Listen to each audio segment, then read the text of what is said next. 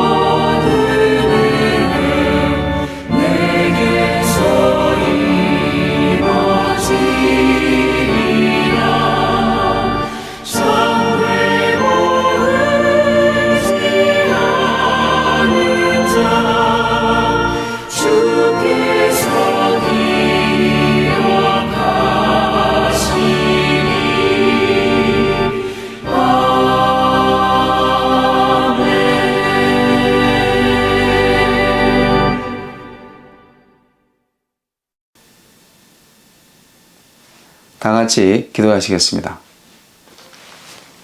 전능하시고 자비로우신 하나님 아버지, 감사와 영광을 올려드립니다. 완연한 가을입니다.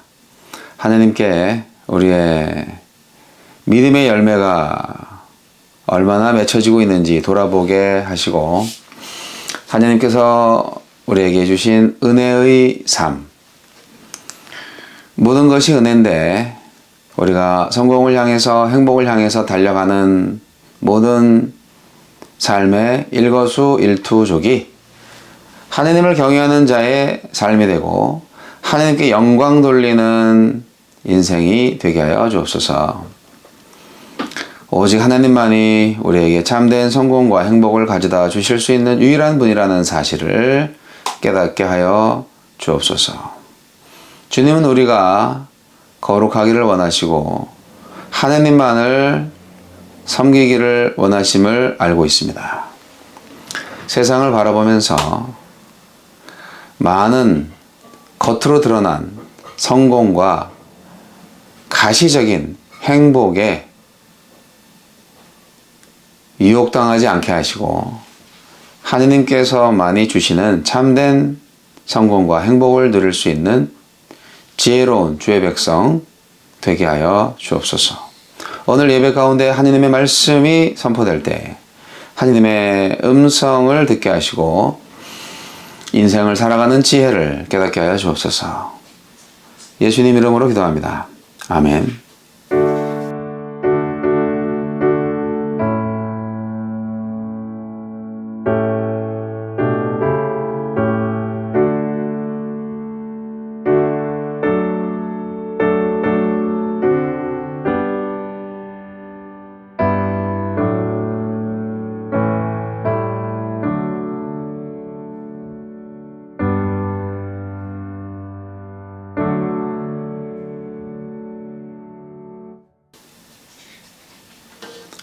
다시 한번 헌신의 마음을 담아서 찬송 올려드립니다.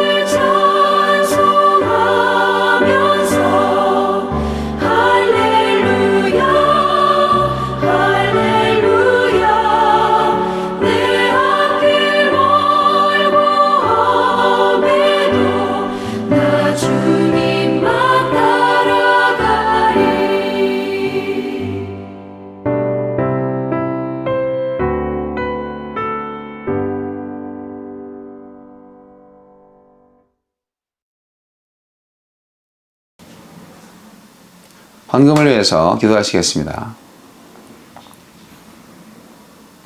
하나님 아버지, 주님께 헌금할 때 우리의 믿음을 보소서. 물질이 있는 곳에 마음이 있다는 말씀 기억합니다. 이 세상은 물질로 만들어진 세상이고 물질이 없이는 하루도 살 수가 없는 연약한 육체를 입은 몸이기에 하나님께서 채워주시는 모든 물질들 늘 감사함으로 하나님께 그 감사의 뜻을 담아서 하나님께서 주신 모든 물질의 일부를 바치며 주님께 기도합니다. 주여, 우리의 믿음의 예물이 하나님의 나라의 기쁨이 되게 하여 주옵소서. 예수님 이름으로 기도합니다. 아멘. 오늘의 말씀은 사무엘하 5장 1절로 5절까지 말씀. 사무엘하 5장 1절로 5절까지 말씀.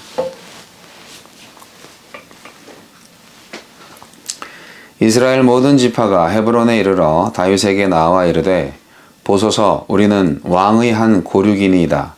전에 곧 사울이 우리의 왕이 되었을 때에도 이스라엘을 거느려 출입하게 하신 분은 왕이시었고, 여호와께서도 왕에게 말씀하시기를, 네가 내 백성 이스라엘의 목자가 되며 내가 이스라엘의 주권자가 되리라 하셨나이다 하니라.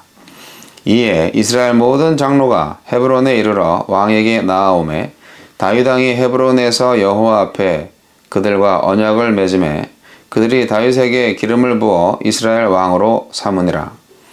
다윗이 나이가 30세에 왕위에 올라 40년 동안 다스렸으되 헤브론에서 7년 6개월 동안 유다를 다스렸고 예루살렘에서 33년 동안 온 이스라엘과 유다를 다스렸더라. 아멘.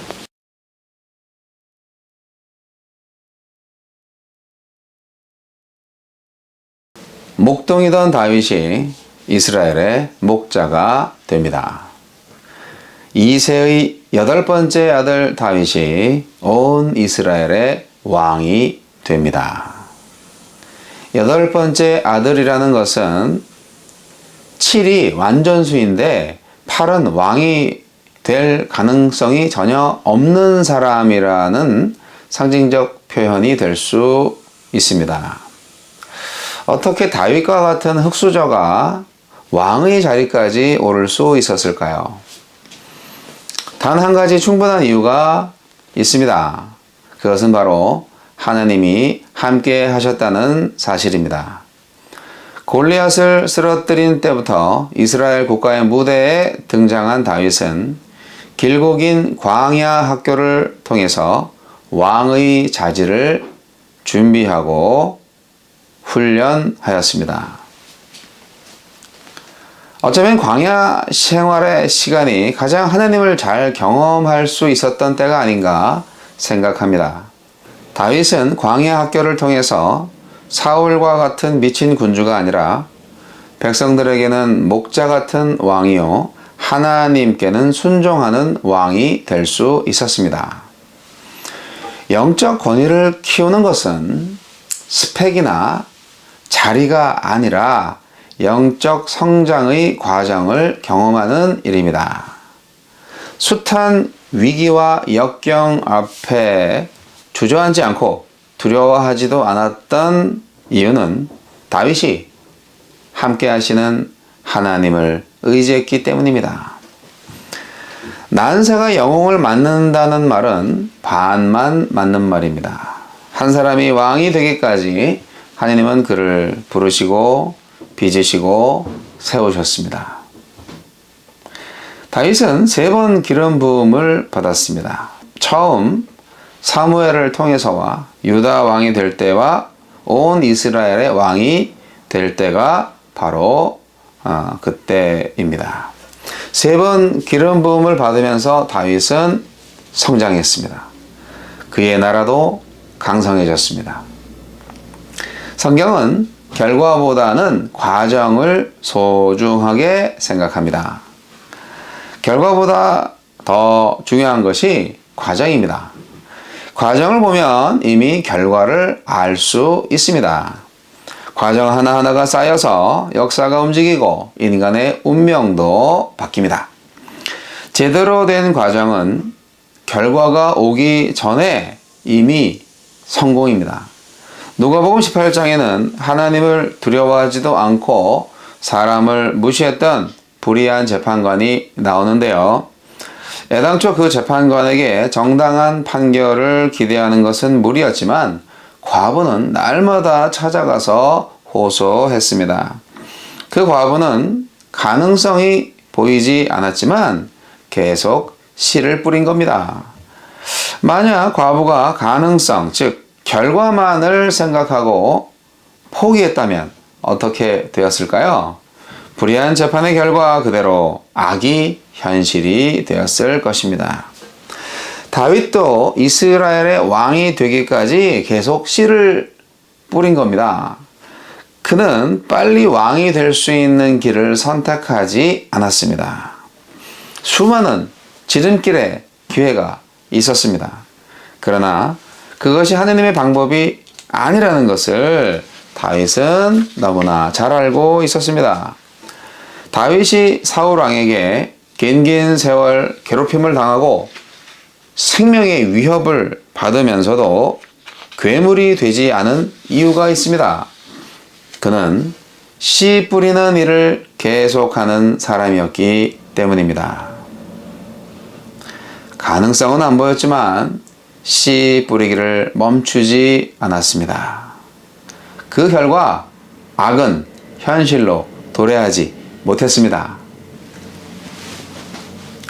오늘 성경 말씀에는 이스라엘의 모든 지파가 만장일치로 다윗에게 충성을 서약하고 온 이스라엘의 왕으로 모시는 장면이 나와 있습니다. 세상에 이런 날이 오고야 말았습니다. 그런데 이스라엘 백성들이요, 이전과는 다른 모습이 보입니다. 오늘 본문 말씀 2절 말씀 보시면 전에 곧 사울이 우리의 왕이 되었을 때에도 이스라엘을 거느려 출입하게 하신 분은 왕이시었고 여호와께서도 왕에게 말씀하시기를 내가 내 백성 이스라엘의 목자가 되며 네가 이스라엘의 주권자가 되리라 하셨나이다 하니라. 이건 무슨 말입니까? 이것은 이스라엘 백성들이 사무엘 선지자 말기에 그들의 왕을 세워달라고 요구했던 상황과는 완전히 다릅니다. 이스라엘 백성들이 변했습니다. 당시 그들은 여호와께서 지목하신 왕을 구하기보다는 열방의 왕과 같은 강력한 지도자를 원했습니다. 그러니까 하나님을 의지하고 하나님 마음에 합한 왕을 구하기보다는 인간을 의지하는 마음으로 세상적인 안목으로 강력한 왕을 원했던 것입니다. 그러나 이제 그들은 과거의 철부지 어린아이들처럼 자기들의 요구만을 주장했던 모습을 버리고 이제 하나님의 뜻에 순종하여 하나님이 세우신 왕 앞으로 나오고 있습니다. 왜 그랬을까요? 그 이유는 자기들이 그토록 원했던 열방의 왕을 세웠을 때, 사울 왕을 세웠을 때 그들은 진정한 보호를 받지 못하고 오히려 블레셋에게 시달리는 신사가 되었고 또 사울 가문이 완전히 몰락한 현실로부터 많은 것을 깨닫게 된 그들이 다시금 하나님의 도우심을 소원하게 되었기 때문입니다. 그런데 하나님은 과연 이렇게 될 줄 알고 계셨을까요? 왜 하나님은 처음부터 이스라엘 백성들의 잘못된 요구를 묵살하지 않으셨나요? 그것은 사울왕 통치하에서 고통을 겪는 중에 그들이 스스로 잘못을 깨닫고 다시금 하나님 앞으로 돌아와서 당신의 뜻에 순복하게 하려는 것이었습니다. 여러분은 어떠십니까? 하나님께 때를 써서 얻어낸 복에 만족하십니까? 아니면 지금 내 뜻대로 구한 것들에 대해서 반성하고 다시금 하나님의 뜻에 합한 소원을 빌고 계십니까? 예, 결국 하나님은 당신의 백성을 버리지 아니하시고 다 의의 길로 인도하시는 분입니다. 하지만 우리가 처음부터 하나님과 동행했다면 그 중간에 불필요한 징계는 당하지 않겠죠. 다윗은 왕이 되고 나서 이스라엘 내 암적 요소인 여부스 족속을 몰아내고 현재의 예루살렘 성인 시온 산성을 정복합니다. 그리고 이스라엘의 철천지 원수인 블레셋까지도 완전히 몰아냅니다. 이런 내용이 25절까지 쫙 나와 있습니다. 이러한 다윗 왕국의 번성은 그 규모나 질적인 면 그리고 지속성에 있어서 이스라엘 역사상 전무후무한 것이었고 이전의 사울 왕국과는 비교도 안 될 정도였습니다. 사실 이전의 사울 왕국은 이스라엘의 완전한 통일이 이루어지기는커녕 분열이 가속되는 형국이었습니다. 게다가 블레셋군에 대한 일시적인 승리는 나중에 결국 더 커다란 패배로 끝나버렸고 자신도 아들들과 함께 전사하고 말았죠. 이에 반해서 다윗 왕국은 하느님께 대한 복종으로 말미암아 원수들을 완전히 몰아냈을 뿐만 아니라 나라의 중심부에 있었던 시온산 곧 예루살렘 성을 점령하고 다스리게 됨으로써 국내외적으로 정치, 경제, 종교, 군사 등 모든 분야에서 전성시대에 이르게 되었습니다. 특히 다윗의 예루살렘 정복은 매우 큰 의미를 지닙니다. 이것은 단순히 다윗이 이스라엘 지경에서 가장 험준한 요새를 차지했다는 영토 정복의 의미보다는 너는 복이 될지라는 아브라함과의 언약 그리고 너희가 내게 대하여 제사장 나라가 되며 거룩한 백성이 되리라는 신의 산 언약 이거를 보다 확실하게 구체화시킨 사건이었다는 의미를 가지고 있는 것이죠. 예루살렘은 온 나라의 중심지였고 외부의 침략에도 끄떡없는 험준한 천혜의 요새였으며 그렇기 때문에 특별히 하느님을 예배할 수 있는 장소로서 가장 최적의 장소였습니다. 이와 같은 이스라엘의 형통은 바로 이스라엘 백성들 모두가 합심해서 다윗을 왕으로 맞아들였기 때문에 가능했습니다. 그래서 다윗 왕은 오늘날 온 인류의 의로운 통치자 예수 그리스도를 예표하기에 충분한 존재가 된 것입니다. 사랑하는 성도 여러분, 진리는 바로 이것입니다. 첫째, 인간은 반드시 하나님의 뜻에 순종함으로써 진정한 복을 얻을 수 있다. 둘째, 하나님께서 세우신 공의와 사랑의 왕이신 예수 그리스도의 통치를 받을 때 인간은 비로소 세상의 모든 염려를 내려놓고 고통으로부터 자유할 수 있다는 것입니다. 사무엘하 5장 12절에 보면요, 다윗의 신앙 고백 비슷한 이야기가 나오는데요. 읽어볼게요. 다윗이 여호와께서 자기를 세우사 이스라엘 왕으로 삼으신 것과 그의 백성 이스라엘을 위하여 그 나라를 높이신 것을 알았더라. 그러니까 다윗은 여호와께서 자기를 왕으로 세우신 목적이 뭔지 그리고 그 나라를 높이신 주체가 누구인지 더욱 확고하게 깨달았다. 그러한 고백과 같은 기록입니다. 즉 하나님께서 자기를 왕으로 세우신 목적이 당신의 택하신 백성 이스라엘에게 복주기 위해서다. 그리고 오늘날 자신이 이렇게까지 번영할 수 있었던 것은 바로 살아계신 하나님의 역사 때문이었다. 그렇게 고백하고 있는 것과 마찬가지예요. 이 고백은 사울의 박해, 블레셋과의 전투, 예루살렘 정복 등 숱한 사건들을 경험하고 난 후에 나온 고백입니다. 이러한 다윗의 모습은 성령으로 시작했다가 악령으로 생을 마감한 사울의 모습과는 완전히 대조적입니다. 다윗은 사울과는 달리 온갖 환난 중에서도 하느님을 원망하지 않고 항상 하느님의 은혜를 알고 하느님의 뜻을 인식하고 있었습니다. 여기서 우리는 사울의 나라와 달리 다윗의 나라가 그의 자손 대대로 이어질 수 있었던 이유를 발견합니다. 그것은 곧 현재 나 된 것이 나 때문이 아니라 순전히 하나님의 은혜의 덕분이라는 진정한 신앙과 겸손 때문입니다. 시편 147편 6절에서 이렇게 노래하지요. 여호와께서 겸손한 자들은 붙드시고 악인들은 땅에 엎드러뜨리시는도다. 오늘날에도 다윗과 같은 지도자가 꼭 필요합니다. 하느님이 세우셨고 그 목적은 국민들에게 복 주시기 위함이다 라는 사실을 깨달은 지도자 말입니다.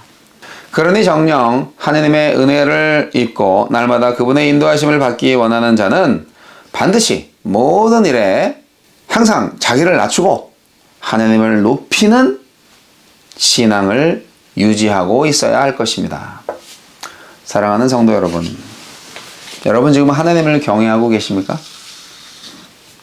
그렇다면 여러분은 이미 승자입니다. 기도하시겠습니다. 하느님 아버지, 오늘날에 많은 사람들이 목적을 위해서 수단과 방법을 가리지 않고 있는데요. 그러나 우리는 선한 목적을 위해서 오직 선한 방법을 추구해야 할 것을 믿습니다. 하느님께서는 목적보다도 과정을 중요하게 생각하시니까요. 의로운 자는 하느님을 경외하는 자입니다. 지금 세상 현실이 너무 힘들고 어렵더라도 하느님께 순종하고 하느님의 의를 세워가는 정면 돌파가 아니라면 결국 나중에 큰 대가를 치르고 말리라는 교훈을 오늘 깨닫게 되었습니다. 주님, 오직 하느님의 정의와 사랑이 숨쉬는 나라가 되게 하여 주옵소서. 우리가 살고 있는 나라, 하느님의 나라가 되게 하여 주옵소서. 지금은 우리 주 예수 그리스도의 은혜와 하느님 아버지의 극진하신 사랑과 성령님의 감화 감동 교통의 역사하심이 이 시간 다윗처럼 어떠한 환난과 고통을 겪는다 할지라도 그 모든 것이 하느님의 은혜라 믿고 감사와 찬양을 올려드리며 하느님 앞에서 악을 저지르는 자들에게 가차없이 형벌을 내릴 수 있는 진정한 정의의 사도로 살고자 결단하는 하느님의 종들, 주의 백성들 머리 위에 이제부터 영원까지 함께 하시기를 우리 구주 예수 그리스도의 이름으로 간절히 축원하옵나이다. 아멘.